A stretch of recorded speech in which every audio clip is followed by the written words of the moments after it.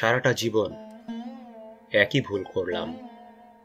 ময়লা ছিল মুখে, আর আমি কেবল আয়নায় মুছে গেলাম।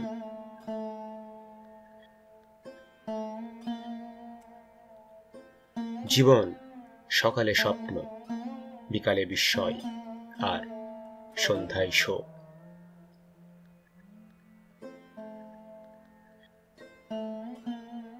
কতটা ভয় মিশে থাকে সন্ধ্যার আধারে, তা সেই পাখিকে জিজ্ঞেস করো যার কোনো ঘর নেই।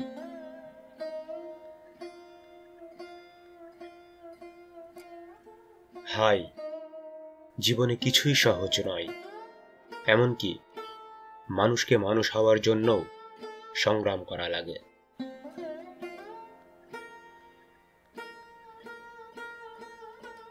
প্রেম জীবন ও মৃত্যুর মধ্যে কোনো পার্থক্য জানে না।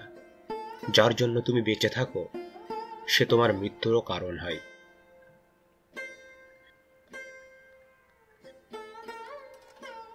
হাতের তালুতে ভাগ্য খুঁজো না গালিব, কারণ ভাগ্য তো তারও থাকে যার হাত থাকে না।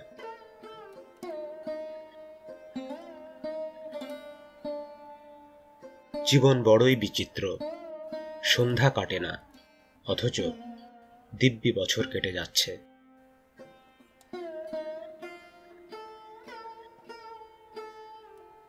ফুলের সুবাস বাতাসের বিপরীতে যেতে পারে না, কিন্তু পুণ্যবান জীবনের সুগন্ধি বাতাসের বিপরীতেও প্রবাহিত হয়।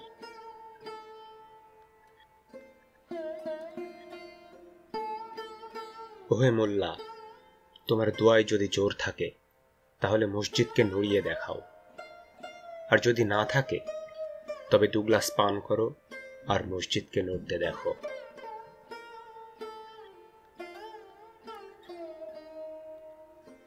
জীবন একটি আয়না, যদি তুমি এটাকে একটি হাসিমুখ উপহার দাও, তবে সে তোমাকে তাই ফেরত দিবে।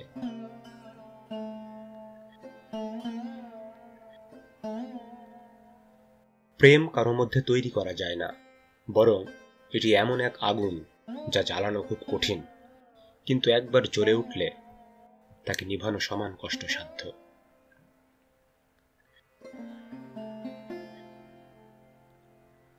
আমি যেসব পাপ করেছি তার জন্য আমার অনুতাপ নেই, বরং অনুতাপ সেগুলোর জন্য যেগুলো করার সুযোগ আমি পাইনি।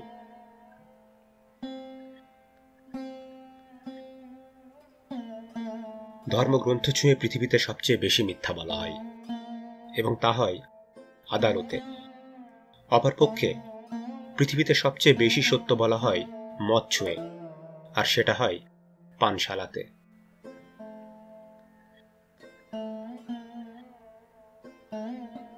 বন্ধু, সব সম্পর্কই ছিন্ন করো না, শত্রুতার সম্পর্কটাই অন্তত থাক।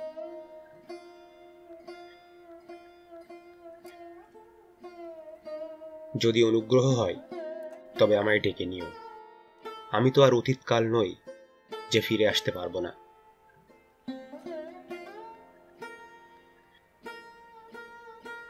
এবার তোমার দরজার সামনেই আমার ঘর বানিয়েছি। এখনো কি বলবে যে তুমি আমার ঠিকানা জানো না?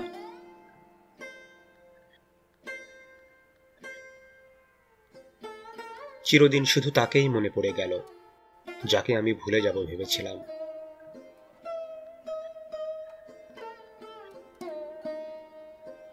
রাত কি তা আমাকে জিজ্ঞাসা করো, তুমি তো শোবে আর সকাল হয়ে যাবে।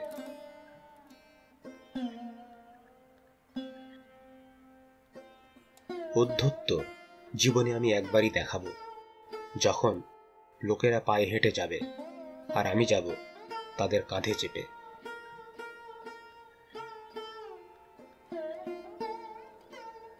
এই প্রেমই গালিবকে নিষ্কর্মা করে দিল, নয়তো আমিও ছিলাম খুব কাজের লোক।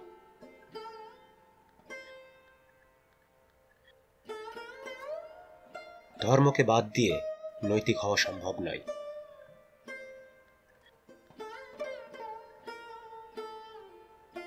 যে জলবিন্দু নদীতে পৌঁছায় না তাকে মাটি শুষে নেয়, যে আর্তনাদ ঠোঁটে আসে না তা বুকে দাগ কেটে বসে।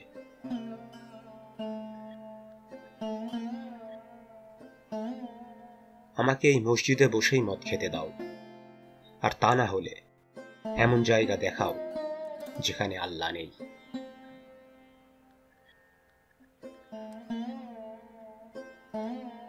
বেশি নুয়ে গেলে পৃথিবী পিঠকে পাদানি বানিয়ে ফেলে।